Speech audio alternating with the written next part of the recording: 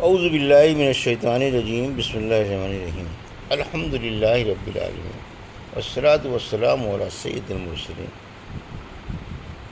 خاتم النبیین، اما بعد۔ صحیح بخاری، باب کتاب المغازی، حدیث نمبر 4141، پارٹ 3،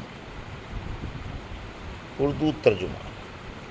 اللہ خوب جانتا تھا کہ میں اس معاملے میں قطعاً بری تھی اور وہ خود میری برات ظاہر کرے گا، کیونکہ میں واقعی بری تھی، لیکن خدا کی قسم مجھے اس کا کوئی وہم و گمان بھی نہ تھا کہ اللہ تعالیٰ وحی کے ذریعے قرآن مجید میں میرے معاملے کی صفائی اتارے گا، کیونکہ میں اپنے کو اس سے بہت کمتر سمجھتی تھی کہ اللہ تعالیٰ میرے معاملے میں خود کوئی کلام فرمائے گا۔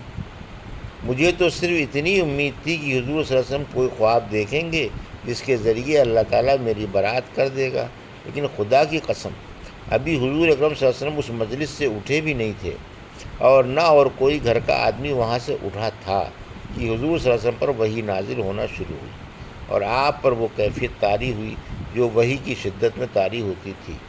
موتیوں کی طرح پسینے کے قطرے آپ کے چہرے سے گرنے لگے، حالانکہ سردی کا موسم تھا۔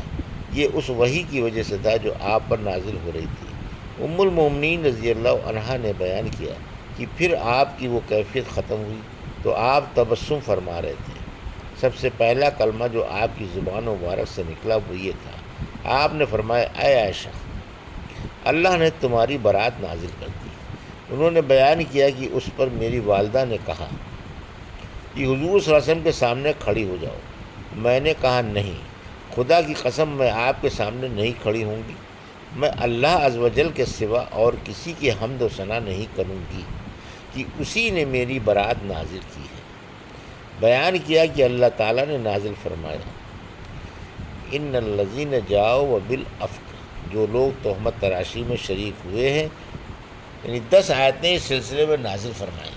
جب اللہ تعالیٰ نے سورہ نور میں یہ آیتیں میری برات کے لیے نازل فرمائیں تو ابو بکر صدیق رضی اللہ عنہ، جو مصطح بن اثاثہ کے اخراجات ان سے قرابت اور محتاجی کی وجہ سے خود اٹھاتے تھے، نے کہا کہ خدا کی قسم مصطح نے جب عائشہ رضی اللہ تعالیٰ عنہا کے متعلق اس طرح کی تہمت تراشی میں حصہ لیا تو میں اس پر اب کبھی کچھ خرچ نہیں کروں گا۔ اس پر اللہ تعالیٰ نے یہ آیت نازل فرمائی، وَلَا اولو الفضل منکم، یعنی اہل فضل اور اہل ہمت قسم نہ کھائیں سے غفور الرحیم تک، کیونکہ مصطح یا دوسرے مومنین کی اس میں شرکت محض غلط فہمی کی بنا پر تھی۔ چنانچہ ابوبکر صدیق رضی اللہ عنہ نے کہا کہ خدا کی قسم اب اس وظیفے کو میں کبھی بند نہیں کروں گا۔ عائشہ رضی اللہ عنہ نے بیان کیا کہ میرے معاملے میں حضور صلی اللہ علیہ وسلم نے ام المومنین زینب بنت جحش سے بھی مشورہ کیا تھا۔ آپ نے ان سے پوچھا کہ عائشہ کے متعلق کیا معلومات ہیں تمہیں، یا ان میں تم نے کیا چیز دیکھی ہے؟ انہوں نے عرض کیا، یا رسول اللہ، میں اپنی آنکھوں اور کانوں کو محفوظ رکھتی ہوں کہ ان کی طرف خلاف واقع نسبت کروں، خدا کی قسم میں ان کے بارے میں خیر کے سوا اور کچھ نہیں جانتی۔ حضرت عائشہ رضی اللہ عنہ نے بیان کیا کہ زینب ہی تمام ازواج مطہرات میں میرے مقابل کی تھیں، لیکن اللہ تعالیٰ نے ان کے تقوی اور پاک بازی کی وجہ سے انہیں محفوظ رکھا۔ بیان کیا کہ البتہ ان کی بہن حمنہ نے غلط راستہ اختیار کیا اور ہلاک ہونے والوں کے ساتھ وہ بھی ہلاک ہوئی تھی۔ ابن شہاب نے بیان کیا کہ یہی تھی وہ تفصیل اس حدیث کی جو ان اکابر کی طرف سے پہنچتی تھی۔ پھر عروہ نے بیان کیا کہ عائشہ رضی اللہ عنہا نے بیان کیا کہ خدا کی قسم جن صحابی کے ساتھ یہ تہمت لگائی گئی تھی وہ اپنے پر اس تہمت کو سن کر کہتے، سبحان اللہ، اس ذات کی قسم جس کے ہاتھ میں میری جان ہے، میں نے آج تک کسی عورت کا پردہ نہیں کھولا۔ ام المومنین رضی اللہ عنہا نے بیان کیا کہ پھر اس واقعے کے بعد وہ اللہ کے راستے میں شہید ہو گئے تھے۔ حدیث نمبر 4142، اردو ترجمہ۔ مجھ سے عبداللہ بن محمد مسندی نے بیان کیا، کہا کہ حشام بن یوسف نے اپنی یاد سے مجھے حدیث لکھوائی۔ انہوں نے بیان کیا کہ ہمیں معمر نے خبر دی، ان سے زہری نے بیان کیا، کہا مجھ سے خلیفہ ولید بن عبد الملک نے پوچھا، کیا تم کو معلوم ہے کہ حضرت علی رضی اللہ عنہ بھی عائشہ رضی اللہ عنہ پر تہمت لگانے والوں میں تھے؟ میں نے کہا کہ نہیں، البتہ تمہاری قوم قریش کے 2 آدمیوں ابو سلمہ بن عبد الرحمن اور ابو بکر بن عبد الرحمن بن حارث نے مجھے خبر دی کہ عائشہ رضی اللہ عنہا نے ان سے کہا کہ علی رضی اللہ عنہ ان کے معاملے میں خاموش تھے۔ پھر لوگوں نے حشام بن یوسف یا زہری سے دوبارہ پوچھا، انہوں نے یہی کہا۔ مسلمہ، اس میں شک نہ کیا جائے، مسلمہ اس کا لفظ نہیں کہا، اور علیہ کا لفظ زیادہ کیا، یعنی زہری نے ولید کو اور کچھ جواب نہیں دیا، اور پرانے نسخے میں مسلمان کا لفظ تھا۔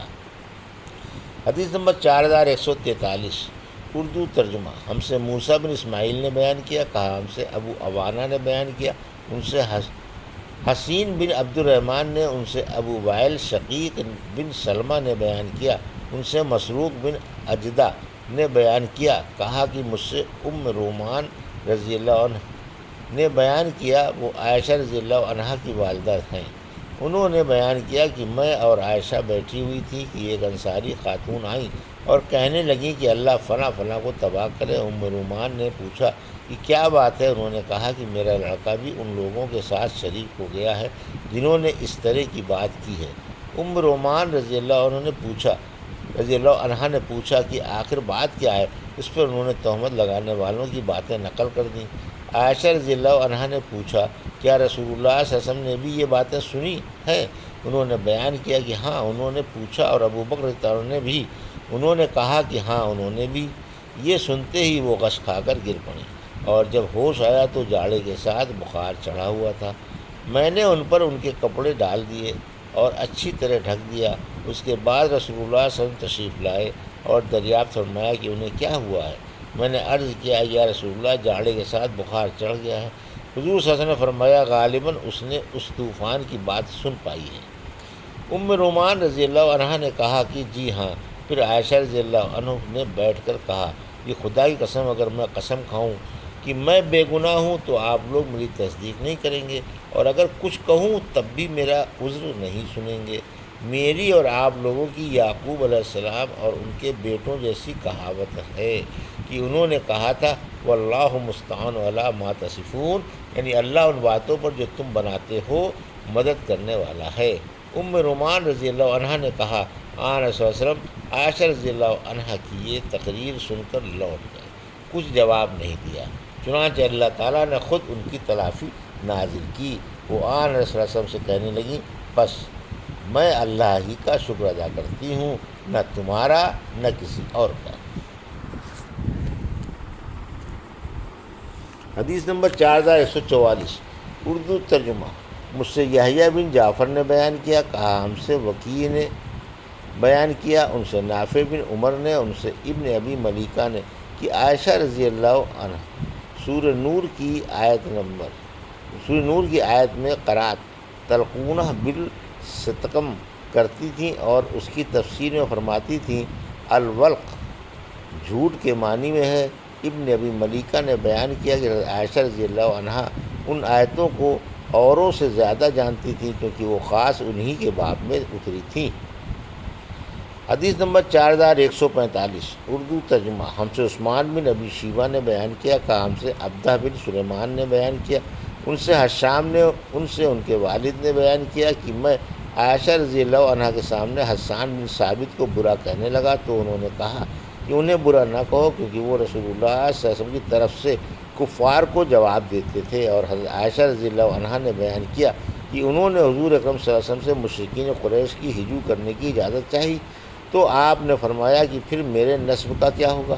حسان رضی اللہ عنہ نے کہا کہ میں آپ کو ان سے اس طرح الگ کر لوں گا جیسے بال گندھے ہوئے آٹے سے کھینچ لیا جاتا ہے۔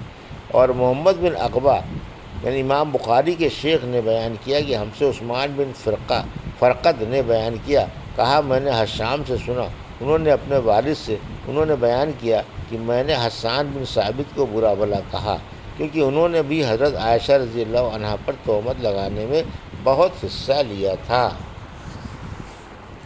یہ تھی صحیح بخاری باب کتاب المغازی کی حدیث نمبر 4141 کا کے پارٹ 3 سے 4145 کا اردو ترجمہ جو ابھی آپ نے سماعت فرمایا۔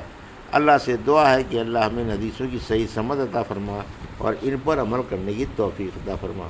آمین یا رب العالمین۔